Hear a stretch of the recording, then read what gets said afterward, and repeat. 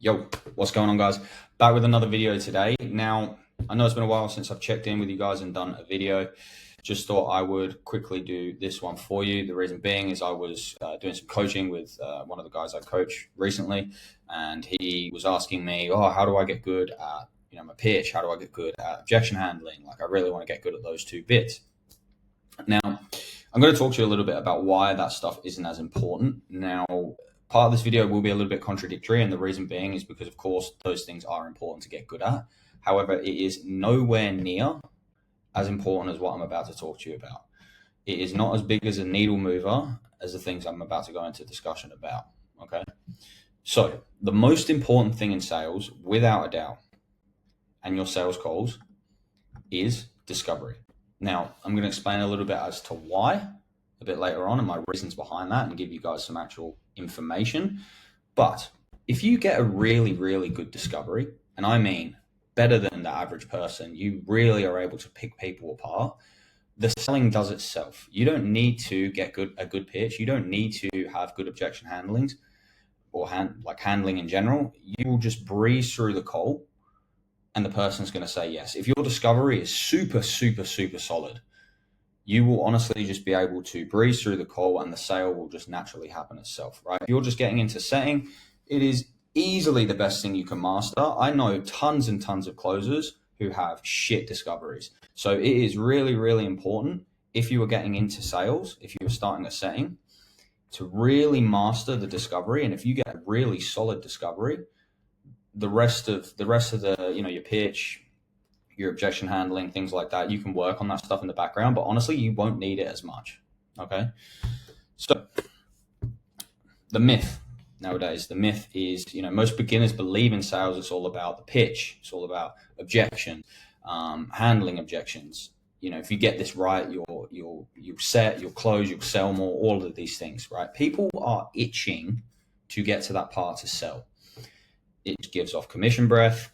You don't have enough information to be able to sell someone at that point, and you're just burning the lead because it just becomes like this real salesy kind of conversation, like a real transactional kind of conversation, right?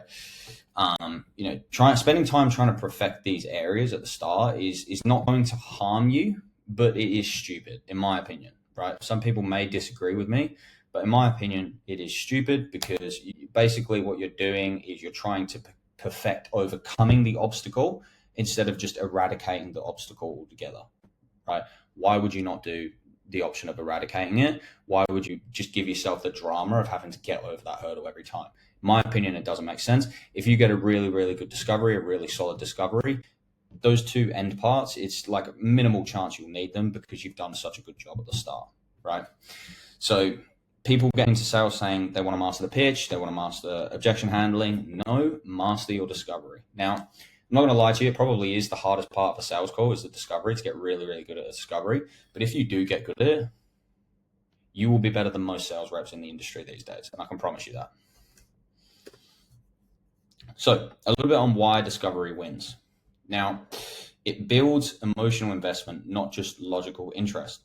So a good discovery allows you to dig beneath the surface level problems and tap into emotional pain.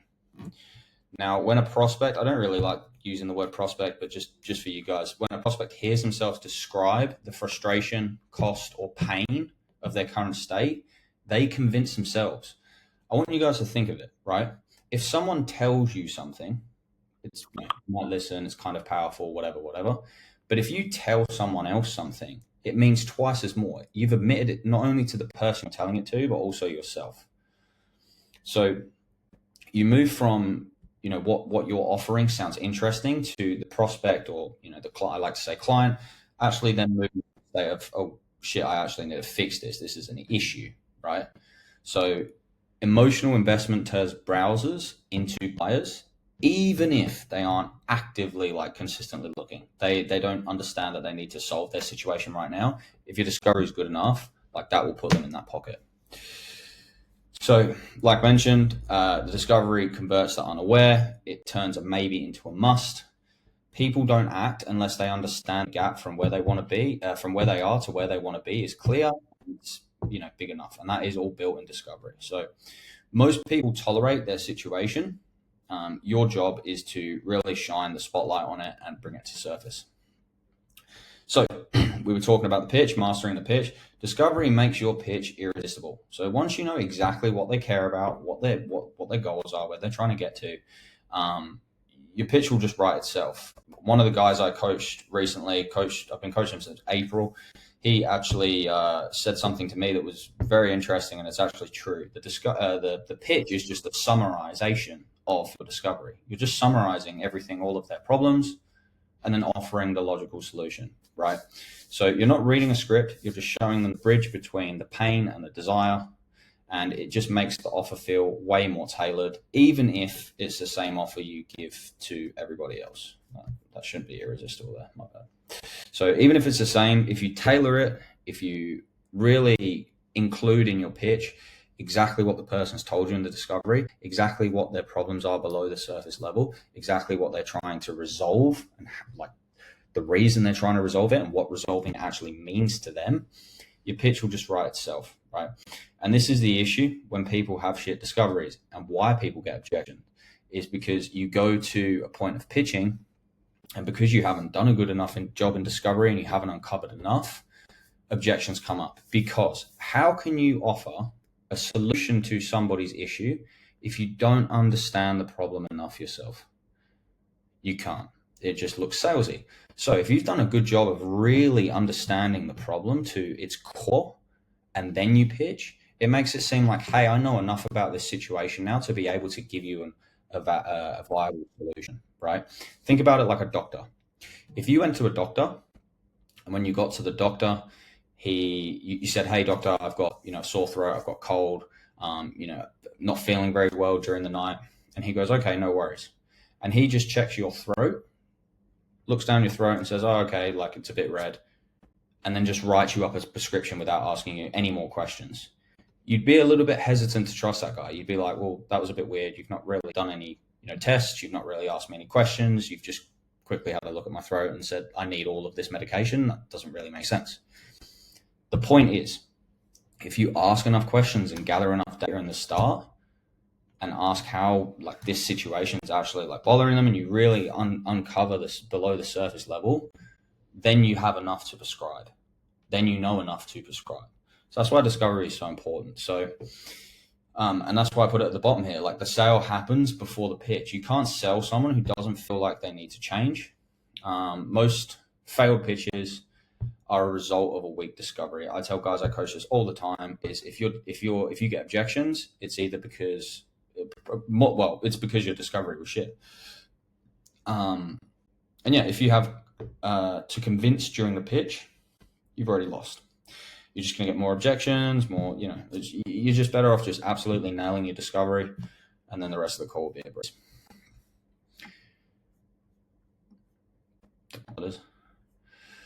Cool. So a little bit of an image here, just to give you guys a bit of a understanding of discovery, and it gives you a deeper understanding of the problem.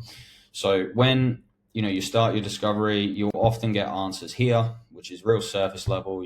Want more money, I want to lose weight. It depends what the offer is you're on, but I want more money, I want to lose weight, I want to quit my job, just all that surface level crap. And what the actual problem is below, and much bigger. Below the surface, it's much bigger. So people want to be able to take care of their aging parents, right? That's why they want more money. Their wife is showing less affection due to weight gain. That's why they want to lose weight.